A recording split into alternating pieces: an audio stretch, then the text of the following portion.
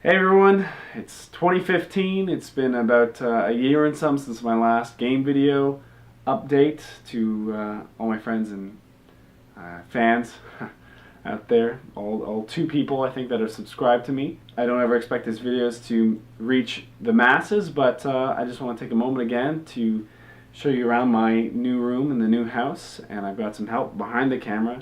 My good friend Graham Kent is helping me out and adding some incredible production value to the new video. So check it out and I'll take you through it. So the first part, take you through, something you've already seen in the last video is my Sega Genesis and my Atari Junior. Not too much has changed there, but if you come down you'll see my PlayStation 2 games. One thing that I've done in this new room is finally been able to set up and actually display all my games. As we'll come around the room you'll be able to see that. So you have PlayStation 2, lots of good old games.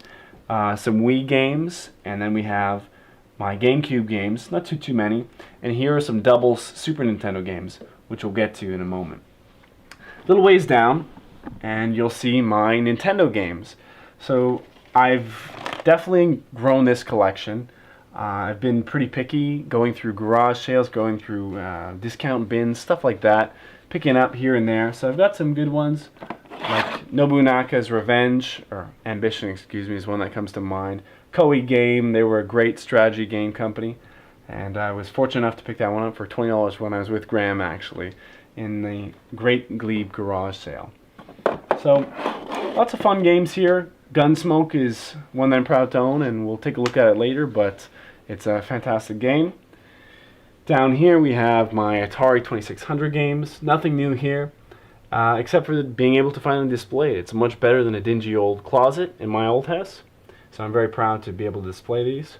And then we have my GameCube with the Game Boy Advance player on it. And my Sega Dreamcast. And I'll take you to the PlayStation 1 and disc-based games. My Sega Dreamcast games. So we'll see World Series Baseball, Jet Grind Radio, Street Fighter Alpha 3, Tony Hawk's Pro Skater, Marvel vs. Capcom is a great game, and a couple others. Up top are the only Genesis games I actually own. One I'm very proud of. I used to rent this from Rogers Video, and my dad and I would play together. I'd whoop his ass as Donatello just by spamming his stick spin button, and he could never beat me, but I have a fond memory. So I have Sonic 2, and I have Shinobi 3, a neat little piece. Shaq Fu on the Sega Genesis. So that's a cool little piece. A lot of people go after that one. And if you come to this side, you'll see the PlayStation 1 games. Now, if you remember from my last video, my PlayStation 1 games were just a long row, not organized, and kind of haggard.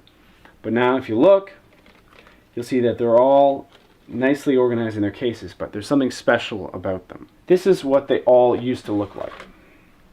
Namco Volume 3, an arcade game, for example. It was just in a nondescript CD case because they were all burned by my mom's old boyfriend. So this is what all the games looked like. But thanks to a little website called thecoverproject.net, check them out. They're wonderful if you ever want to do it for all your games. I've been able to recover all my games myself. So, still on the inside, still a crappy burned CD. But get some high gloss paper, some high quality printer, and you're able to do everything just like the original PlayStation. So how cool is that? Spine, back, and front, all there, pre-sized on the coverproject.net. It's wonderful. So they've helped me put together a collection and actually be able to display it instead of just have it kind of hanging out and looking pretty ugly. I have some computer games, not too big on computers, but Half-Life is a fun one. Half-Life 2 is one of my favorite games. StarCraft, I've got Tomb Raider Chronicles on the PC. I picked this up for $3. It was pretty neat. Pretty funky little box. I mainly bought it for the box. And then just today, actually, I managed to pick up Riven, which is the sequel to Myst, as the box says. So Myst is a great series. I can remember playing that when I was younger, Myst 3. So if you remember from my last video again, I had my game closet where I had the bulk of my games all kind of ordered up, and it was a busy place. It wasn't very organized, a lot happening. There's no real flow to it. But in this new room, I've been fortunate enough to get myself a nice cabinet and properly display things in the way they should be honored. Like my Super Nintendo games were just in a drawer. But now, if you'll come over here, you'll see that everything has its place. The first things you'll notice are my PlayStation 1 and my Nintendo 64, which I'm currently playing right now. And I'm able to do so through this little switcher up top, which allows me, with a flick of a button, to flip between the Nintendo 64 and Final Fantasy VII, a game I'm currently working through right now. In addition to being able to play these two games, I can play 4 other systems running through this one, so it's a great asset to have if you have multiple systems. If you come down this way, you'll also see that I've been able to reorganize my Super Nintendo games instead of having them in a little dresser drawer, which is not very appropriate. Right up front, you'll see I'm able to proudly display some of my more impressive pieces, I guess you'll say, in my Super Nintendo collection. Earthbound is the one that everyone goes crazy for. Everyone goes crazy. So I've got Mega Man X, Legend of Zelda: Link to the Past, Super Mario RPG, I've got Chrono Trigger, I've got my Super Game Boy still up there. I picked up a few different pieces here and there. And then if you come down, one thing that's been a recent addition was Zombies Ate My Neighbors. It's a wonderful little game. Shaq Fu I also have on the Super Nintendo. Super Metroid and Turtles in Time, which is a great one. And a funny little piece which is right here, Rap Jam Volume 1. It's a basketball game featuring Tupac, Queen Latifah, the guys from Onyx, 90s New York hip-hop group. And funny enough, there was no Rap Jam Volume 2. This was the only one of its kind. It didn't live very long. It's pretty neat to play basketball as Tupac Shakur. Check it out. In the middle section of my little cabinet here, you'll see my Nintendo 64 little setup. So, once you get past some of the boxes I have, you'll see the actual bulk of the collection. Of course, Nintendo 64 has its shortcomings, mainly no end labels. So other than the few that were marked before I owned them, for example, Zelda, I know that's Ocarina of Time, sure. You can also tell a few by their colors. Spider-Man, one of these is Tony Hawk Pro Skater 3, Donkey Kong 64, Tony Hawk Pro Skater 2, that's a Madden game, so forth. So I'm able to do it like that, but a lot of times I'm just picking blindly. Maybe I didn't want to play Killer Instinct Gold. Not many people do. If you come down, I have my Atari 2600. Now this is not the original Heavy Sixer. This is the 4-switch model. It came a little bit later.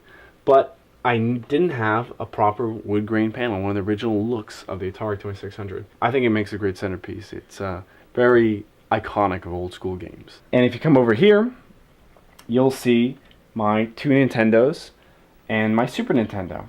I have all the cables ready to go at any given point if I do want to play Super Nintendo, but it's not so high on my list. What's high on my list is this little guy down here, the Retro Entertainment System. This is a really, really neat little system. Gunsmoke's in it. Great game. So what it is a third-party Nintendo. I got it for $15 off Amazon, brand new in the box. So simple, so effective, and it works like a charm. The old systems are finicky. Sometimes they work, sometimes they don't. This is power on, the game goes. No questions asked. If there's any problems with it, it's likely the game. But the size of it is just so simple, the design. It's so efficient. And most importantly, AV inputs. So, for a TV like this works great. So this was awesome for me to pick up. $15. No brainer. If you get the chance, pick one up like this. And then down below, I just have some different Game Boy bags, carrying cases and whatnot. I have many, many different controllers and many more controllers. And the last little piece in this room is my PSP collection. This is a recent one as well. I only picked up the PlayStation Portable maybe about 2 years ago for $12 from a garage sale. It had no battery and no charging cable, but it came with 3 games. $12, I said, why not? I picked up a battery for about $2 on Amazon and a charger for about $6. So, all in all, very cheap system to own. These games here, I've gotten them for $15, like for all of them. And I've had so much fun One game I played was Pixel Monsters. It was a castle defense game. An excellent, excellent, so much fun game. Soundtrack is amazing.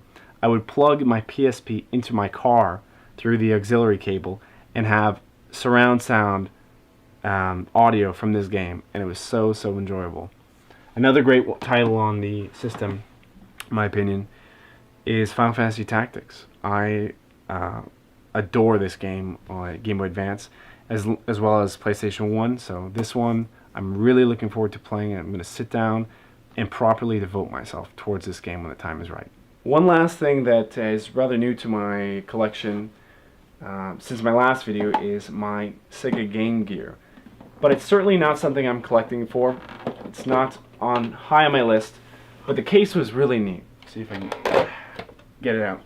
This thing was a beast. If I'm not mistaken, it took 6 AA batteries to power this son of a bitch for about 3.5 hours. Oh my god, one of the batteries actually blew up. Look at this.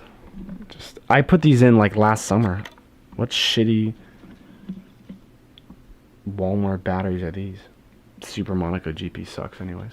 So if I turn and I face, it's not like glare on my glasses. Is it ready?